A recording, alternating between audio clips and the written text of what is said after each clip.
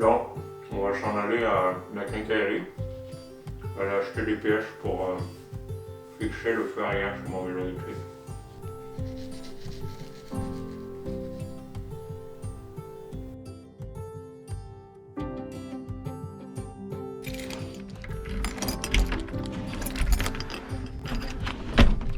Ça ici c'est mon vélo d'été.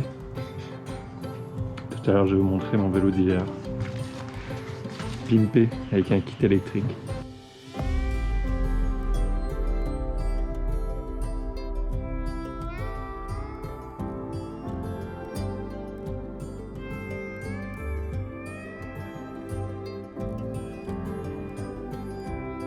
Je vais pouvoir vous montrer le fameux vélo électrique que j'ai construit depuis plusieurs semaines. On va aller voir ça.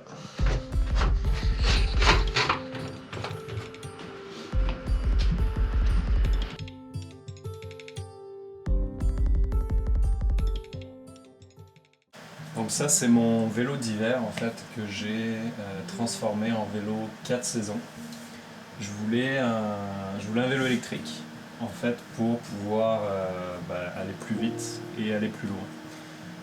Le déclic ça a été l'été dernier en fait. Il faisait vraiment chaud et j'ai un endroit où je vais me baigner qui est à peu près à 1 heure de vélo en fait. Mais j'hésitais à y aller parce que c'était justement 1 heure de vélo et il faisait vraiment chaud. Et il y a des montées aussi sur le parcours et donc quand il fait 30 degrés c'est toujours moins agréable de se taper la grosse côte. Donc j'y suis allé quand même, mais j'ai rêvé pendant tout le trajet d'un vélo qui était capable d'avancer plus vite et de voler dans les côtes justement pour aller me baigner plus rapidement. J'ai commencé par fouiller un petit peu, voir qu'est-ce qui existait sur Marketplace, sur les petites annonces. Je suis tombé sur un gars qui vendait un vieux 26 pouces qui faisait quasiment peur et il avait acheté en fait un kit d'un moteur roue à l'arrière. Et il avait trafiqué une batterie avec 4 batteries de 12 volts qu'il avait mis en série pour faire finalement un kit de 48 volts qu'il avait mis sur le porte-bagages en arrière. Et il le vendait pas trop cher, je me suis dit je vais aller voir ce que ça donne. Puis finalement je suis allé voir le gars, je suis allé l'essayer et j'ai vraiment aimé le feeling sur le parking. C'était un peu dangereux comme vélo là. Je sais pas comment lui se sentait, mais moi je me sentais vraiment pas safe quand je suis monté là-dessus. Mais par contre ça avançait bien. Il y avait quand même une sacrée patate. Ça avançait bien. Donc du coup j'ai acheté son vieux vélo, son vieux kit que j'ai dans un premier temps adapté sur le mien. Donc ça a été un premier pas. Ce que j'ai aimé, c'est que ça avait quand même une bonne pêche là, sur le moteur de la roue arrière. On sentait que ça avançait quand même bien. Par contre c'était super lourd. Juste la batterie là, ça pesait 10 kg. 10 kg de batterie sur le porte-bagages plus un 5-7 kg de moteur roue, ça faisait beaucoup de poids sur l'arrière. Puis c'était vraiment un kit basique, il y avait juste une petite molette au pouce là, comme on a ici, pour régler l'assistance en fait. Mais c'est ça, il n'y avait vraiment pas beaucoup d'autonomie, donc j'étais capable de faire à peu près un 15-17 km gros maximum, et encore quand je faisais attention de ne pas trop appuyer sur la pédale. Donc on va dire ça a été la première étape qui m'a amené un petit peu dans cet univers. Je me suis renseigné auprès de quelqu'un qui avait déjà installé un moteur mid. Donc le moteur mid, c'est celui qui est au pédalier. Et en fait, m'en disait que du bien. Au niveau de l'autonomie, c'est sûr que c'est quand même plus complet parce qu'on a un système qui a un petit écran qui permet de régler justement le degré d'assistance qu'on a besoin, donc ça permet de mieux gérer la batterie. On a aussi la pédale de gaz ici pour donner aussi un boost. Et puis c'est beaucoup plus complet comme système là, au niveau de l'autonomie.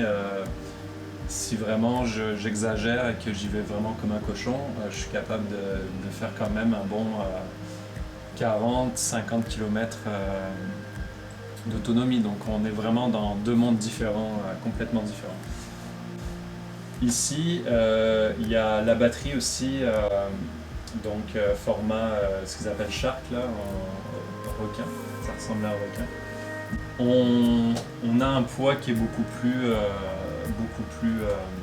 balancé sur le vélo, donc tout reste au centre, plus en bas, donc le centre de gravité est plus, on va dire, est au meilleur endroit sur le vélo pour donner plus de stabilité.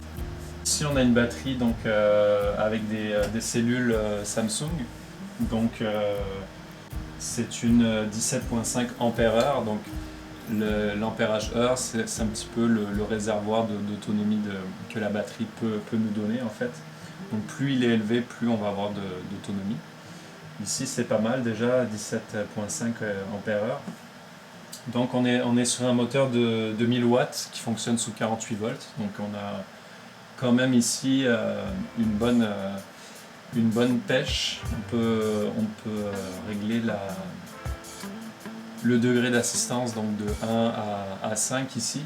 À 5 ça commence déjà à tirer fort. Et on a aussi un mode sport, donc un peu comme sur les voitures là. Bon, ça doit donner quand même un petit peu plus de drive, mais je trouve que déjà juste en mode éco ça le fait quoi. En moyenne on est capable d'aller autour de 50 km/h sans vraiment forcer. L'avantage aussi du moteur mid comme ça, c'est que on est démultiplié au niveau des vitesses, c'est-à-dire que on peut assister le moteur avec les vitesses du vélo. C'est comme une moto quand on va passer les vitesses, c'est-à-dire que on va changer d'engrenage et on va pouvoir justement aller chercher plus de vitesse au niveau du compteur. Donc voilà, ça permet vraiment de jouer avec le terrain. Si on est en côte, on va mettre une petite vitesse, puis on va pouvoir avoir de la patate, puis monter facilement. Puis si on est sur le plat, on va pouvoir aller chercher de la vitesse, plus de pointe. J'ai fait quelques petites modifs sur le vélo, donc j'ai rajouté un petit garde-boue supplémentaire pour éviter justement qu'il y ait des projections qui s'en aillent de plus en plus sur le moteur, parce que je me suis rendu compte qu'il y en avait quand même malgré le garde-boue qui était installé. C'est sûr que ça va être un vélo aussi qui va rouler l'hiver, donc l'hiver il y a du sel, tout ça, du calcium, et ça on veut éviter au maximum que ça s'envoie sur le moteur. Là ça va être le temps de changer les pneus. Comme vous avez pu voir ce matin, il commence à y avoir de la neige. Au niveau du câblage, j'ai encore des câbles partout là, parce que j'ai pas encore réussi à installer. Il y a un feu avant, un phare avant qui vient avec le kit, donc c'est ça, j'attends de pouvoir l'adapter. Et il y a aussi le phare arrière là que j'attends pour installer. Il y a aussi quelque chose de pas mal que j'ai installé sur le vélo, c'est le shift sensor. En fait c'est un capteur de changement de vitesse, c'est-à-dire que quand je vais changer de vitesse, le moteur va couper. En fait c'est pour éviter que ça donne une grosse claque dans la chaîne quand on fait des changements de vitesse, surtout quand on est en en vitesse 5, là c'est quand même assez intense pour la chaîne. D'ailleurs j'en ai cassé une qui était en fin de vie, mais ça peut être assez intense sur le matériel. Donc ça, à chaque fois que je change de vitesse, ça coupe le moteur à une petite fraction de seconde, puis ça permet vraiment de changer de vitesse de façon plus soft pour le vélo. Donc il s'installe en fait sur le câble de vitesse, et dès qu'il y a un mouvement du câble, il va capter ça. Du kit en tant que tel, on a une commande ici pour l'allumer. Donc c'est ça, on va avoir nos 5 modes. Donc on peut sélectionner les modes ici d'assistance.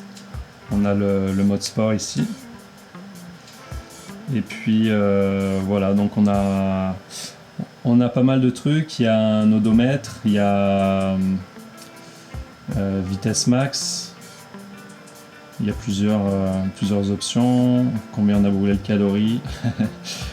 On peut, ouais, il y a pas mal d'options que j'ai pas tout exploré encore. On a un mode pour mettre les feux aussi.